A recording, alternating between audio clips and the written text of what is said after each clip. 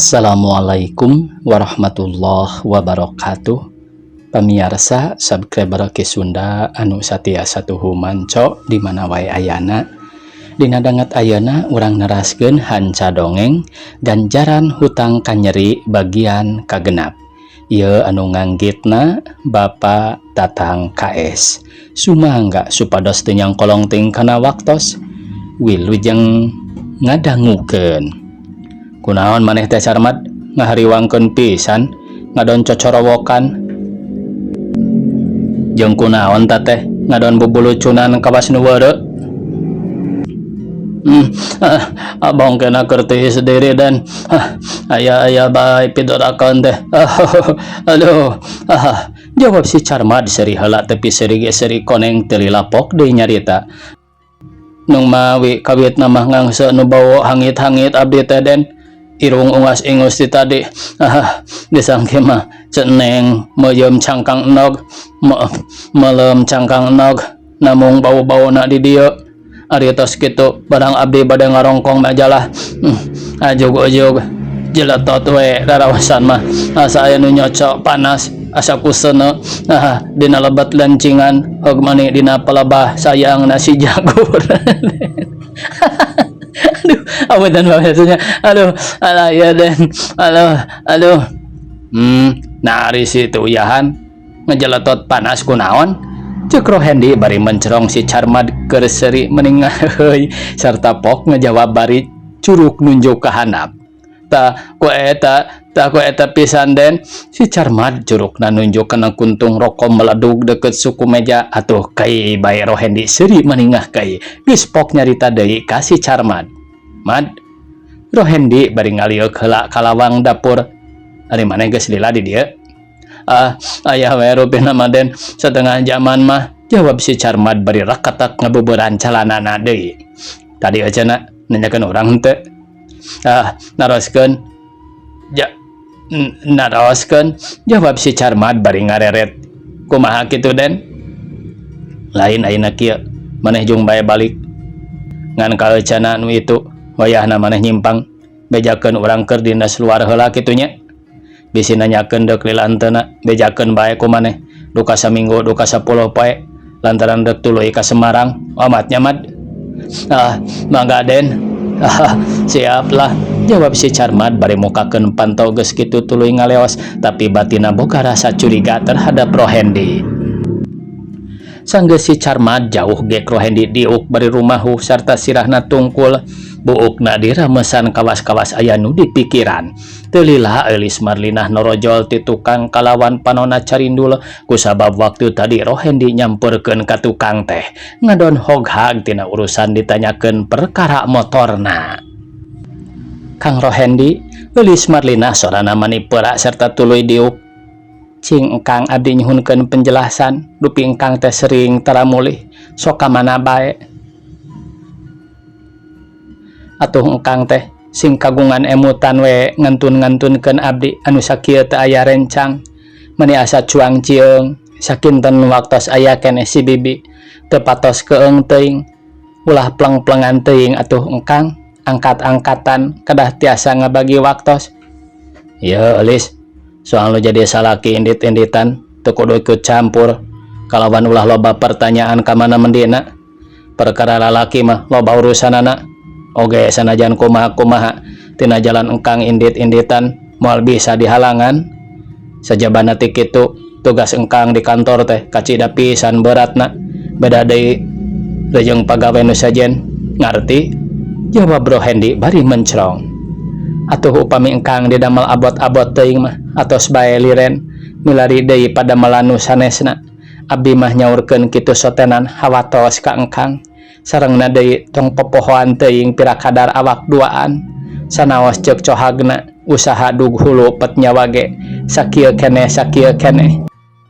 dina beh ituna beh ieuna paripaosna dugi kahurung nangtung siang lempang. Soal dunya mah mung saukur digugulung salebet urang ku melendang teu aya nu baris dicanda ka alam kubur. Eulis Marlinah nyaritana mani ngageri di barung ku Cipanon nyalangkrung. Tapi nu jadi salaki akhirna salah tampak anggur ngalisankeun kekecapan anu matak nyentuh kana hate pokna teh. Marlina pikeun nu jadi salaki cukup luas pamikiran batan awewe, leuwih panjang elingan, tapi sabalikna nu jadi awewe teu aya hartina mere pandangan da salaki oge leuwih ngarti. Ayeuna pikeun akang dek mere caritaan anu beunang disebutkeun hiji kecap terakhir. Lamun sakira-kira dek ngahalang-halang kana permausudan salaki, leuwih hade urang pada mikir antara pondok jeung panjang urusan rumah tangga. Sanajan bari jeung panjang taya hartina ari sakira-kira matak jadi manjangkeun catur, tek pikir-pikir bae kadinya. Rohendi bari ngajengkat asup ka kamar tuluy kakarata kana lomari pakaian diabot-abot. Lacina dibukaan pating goloprak, dikaluar kajerokeun kasur disingkab-singkab siga aya nu keur diteangan. Geus kitu Rohendi kaluar ti kamar, panonna ngadila ka Eulis Marlina anu harita keur melenguk tungkol.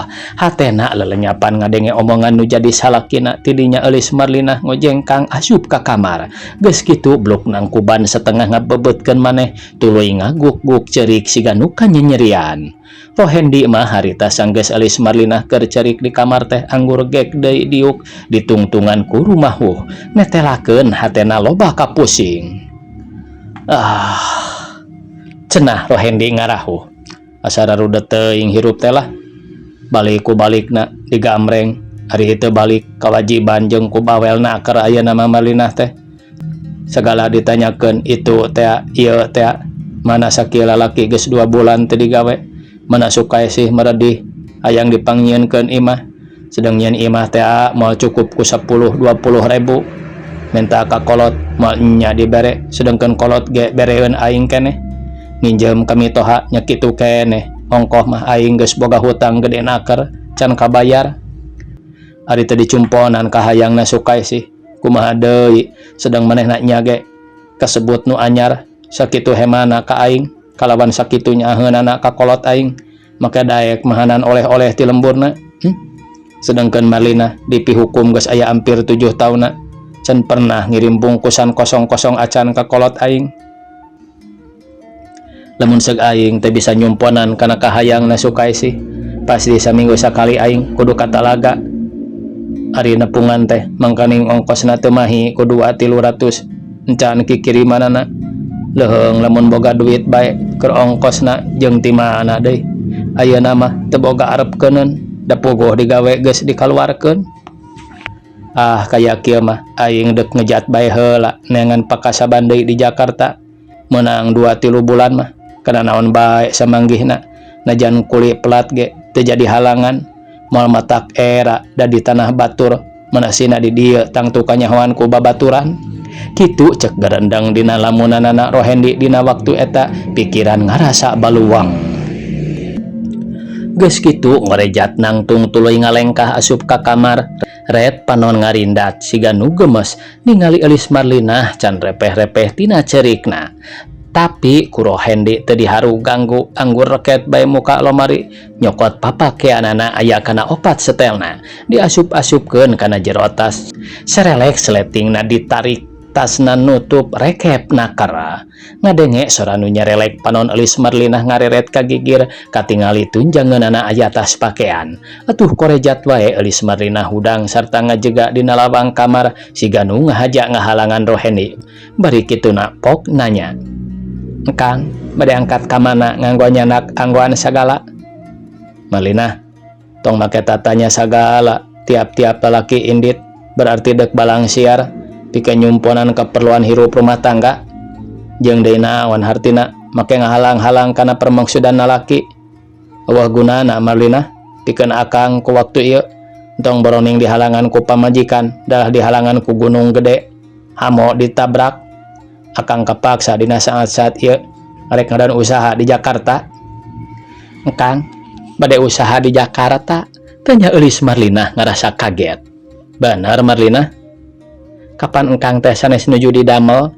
Eulis Marlina pok deui nanya, bari nyamperkeun. Malah kak nyekel kana tak-tak Rohendi. Ti samet ieu ulah nanyakeun deui urusan akang digawe. Rohendi bari ngepeskeun leungeun eulis Marlina sarta ceg kana tas nu dieusi pakaian.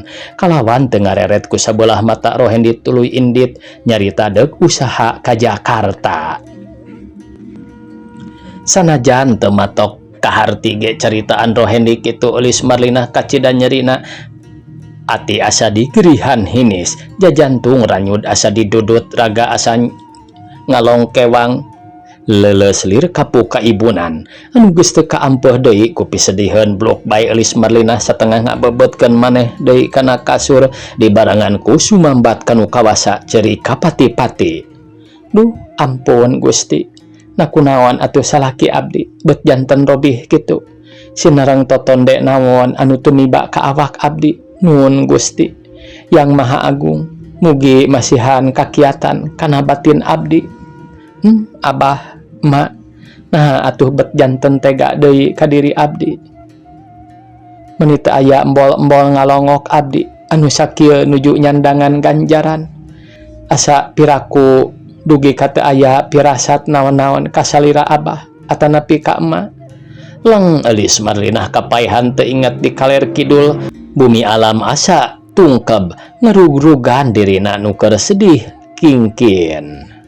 Tapi teu lila kituna teh ngan saukur 3 menit eling deui sirahna rada cengkat geus kitu bluk nyuuh deui kana bantal anu sakitu geus cipruk di hujanan ku Cipanon.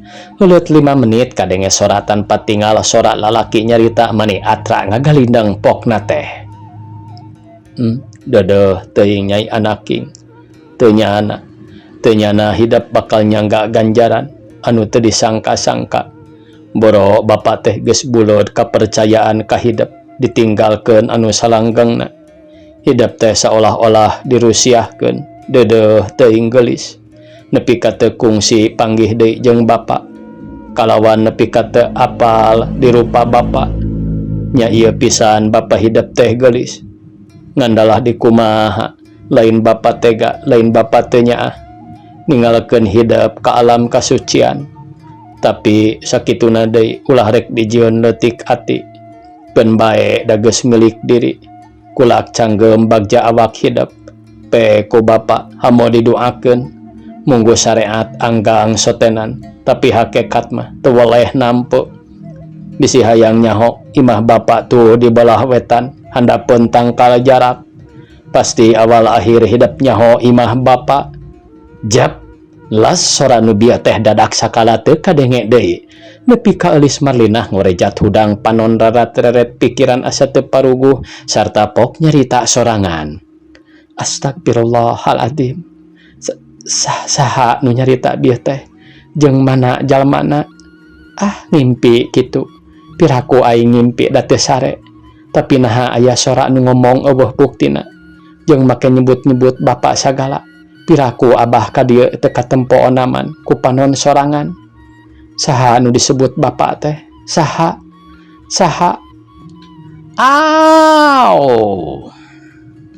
Gedebru les eulis Marlina kapiuhan deui. Awak ngajolopong di handap henteu usak-usik sakadar reja jantung deg-degan gancang nakara ku ayana eulis Marlina ngajerit tarik nakara. Tatanggana nu dareukeut awewe lalaki gancang maruru kabeneran panto teu dikoncikeun atuh jalma-jalma nu kadinya teh teu susaheun asup. Malah geus aya 3 awewe nu arunggah bari ngagugulung euis Marlina teu eling-eling. Ya Allah Gusti nu Agung, kunaon eulis teh tobat teuing? Kamana atuh Den Rohendi na ieu teh? Meuni teu aya batur saurang-urang acan. Cing nyimas omah, karena Allah pangnyaurankeun mangna sina ka dieu. Ceuk hiji awewe katelah Maratmi nitah ka nyimas onah anu harita keneh nyimas onah gancang turun. Malah teu lila di pucuk imah Maratmi teh teu sakumaha jauh sarta salakina Maratmi katelah Bah Asnawi geus datang. Tidinya gareyem bae ngeciad eulis Marlina keur pada ngariung-riung ku jalma aya kana genapanana awewe lalaki. Sejeroning Bah Asnawi keur babacaan jalma nu araya di dinya saurang ge taya nu nyarita sakemek-kemek acan. Kabeh pada marata simeuteun hatena kabawa gempor. Keur kitu teh diwuwuh ku Bah Asnawi ujug-ujug ngagerebeg sarta tuluy ngocomang selang inghak-inghakan siga nu ceurik. Atuh pok bae Maratmi nanya ka salakina, Saha ieu teh? Cing abdi pasihan terang lamun karuhun saha sareng bilih aya kapalai mangga geura nyanggem mung panuhun ulah lami-lami margi hawatos kana kurungan nu janten putu. Maratmi bari nyakal tak-tak salakina anu keur kasarumahan.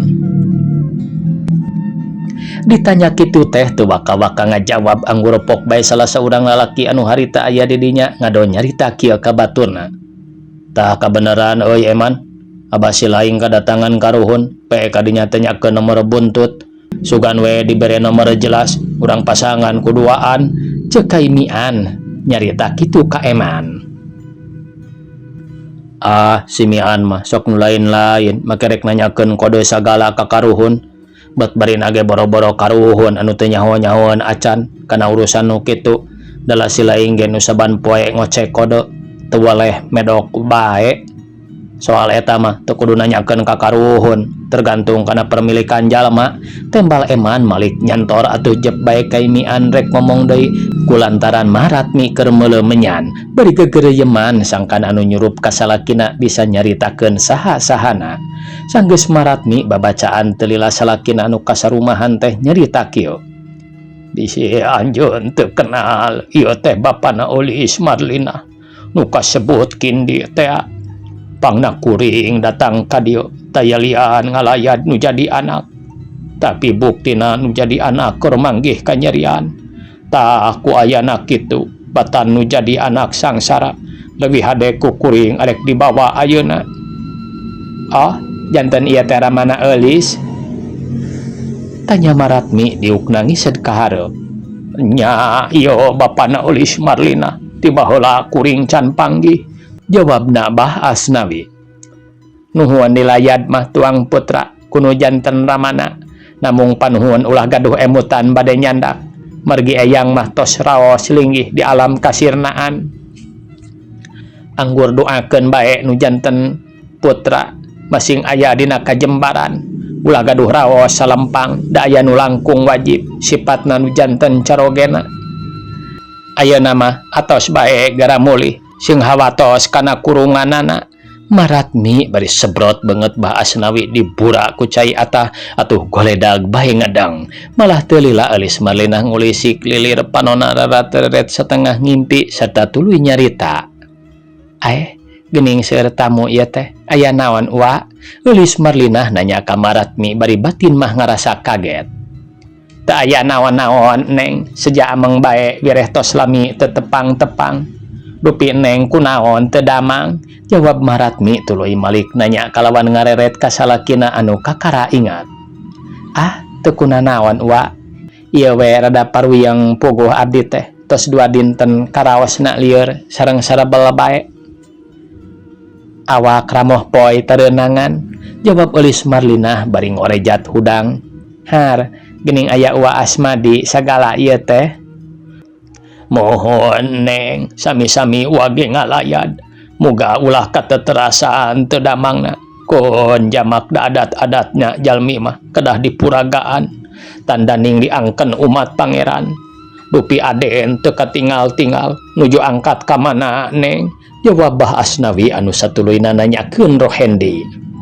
Anu mawi pun lanceuk teh wa nuju aya kaperyogian, nyanggam mah bade ka Jakarta. Malih angkatna oge nembe dinten ieu. Jawab Eulis Marlina bari ngagelungkeun buukna udar.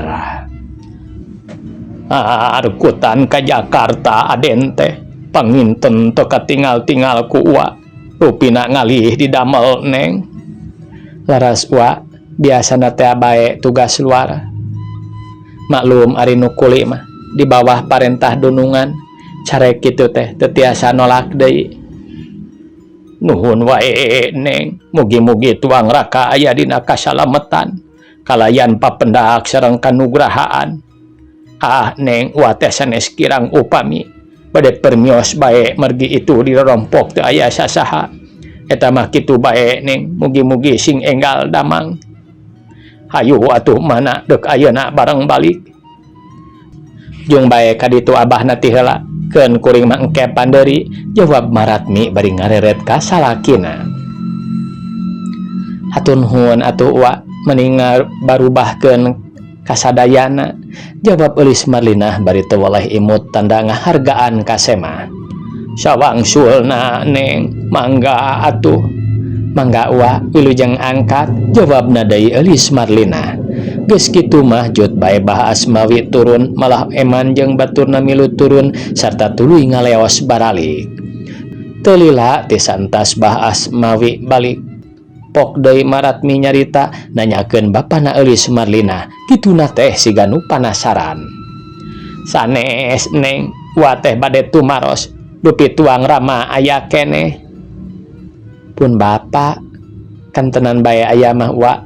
Ari kitu, jawab Eulis Marlinah, tapi batinna mah ngarasa kaget ditanya kitu ku Maratmi teh. Dupi jenengan Rama teh saha? Wasta pun Bapak mah Darmaji. Maratmi rada ngahulang siga-siga nu bingung dumeh tadi anu nyurup ka salakina.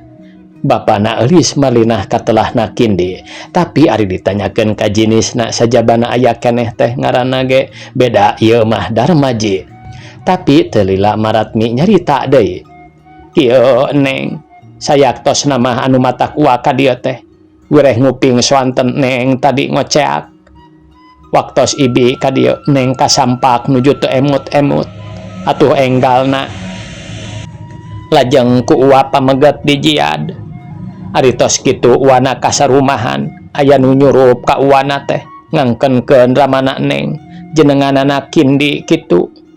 Namung bieu nguping pangangken Neng, Rama aya keneh sinareng jenenganana Darmaji.